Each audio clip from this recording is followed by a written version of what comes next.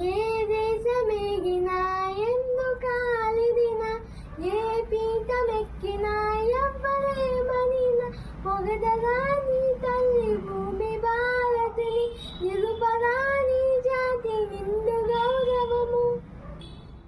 ఏ పూర్వ పుణ్యమో ఏ యోగ బలమో జనించినాదవి స్వర్గ కందమున ఏ మంచి పువ్వులను పూజించినావో నిలుము చేయి తల్లి కనక గర్భమున.